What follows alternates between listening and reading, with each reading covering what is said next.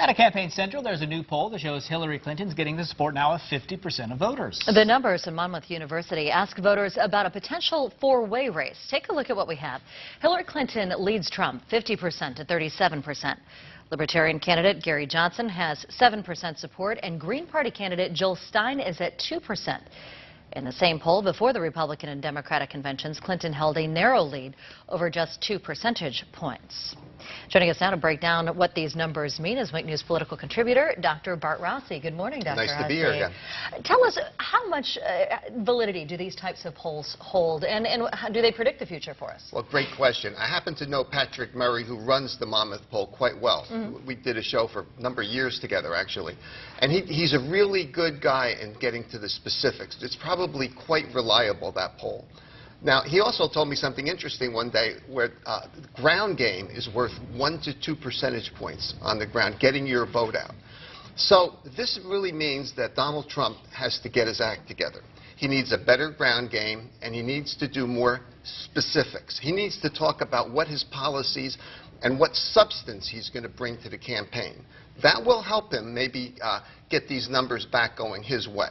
He is that non-traditional candidate, so he doesn't have that typical field office here and there with phone banks and things like that, offering rides to get voters out to the polls. That's the ground game that can make the difference. That is the ground game, and I think that Donald Trump really believes that his personality, the authoritarian personality, could get votes from Democrats, independents, and just win the election.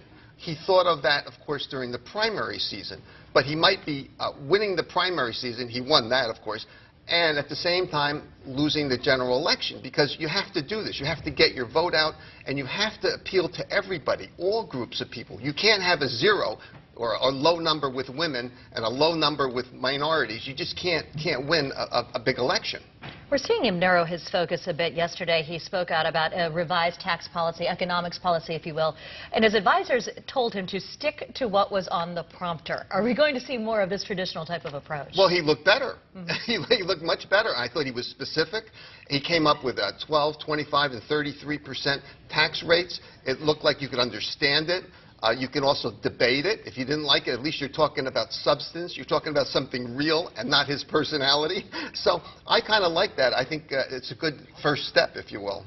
Now, Trump is expected to come back to Florida this week. Hillary Clinton here for her second day in a row. So once again, Florida is getting a lot of attention from the candidates. Right. We're a critical state again. Florida is a very important state. Actually, Trump has to win Florida, Ohio, and Pennsylvania, in my estimation. He has to do well, and he has to attract his core constituency here, and he's got to do it in a way where he can still remain the authoritarian, the boss guy, and yet appeal to women and appeal to everybody else. You know, I'm going to give you more money in your pocketbook. I'm going to help you in a number of different ways. He's got to say that, and he's got to mean it, and he's got to start getting back into the game here. In the meantime, Hillary Clinton's still facing that believability issue. Is she genuine? Is she trustworthy? Or is this the same old politician that we're seeing in a different form? Well, some of the same traits. Because what happens with Hillary, sometimes she talks too much. I mean, on this email thing, she just should have apologized. She could have commented on what the FBI director said and not talked about it. I mean, talking about something at one point in time makes it worse. And I think she really did a poor job in that interview with Fox.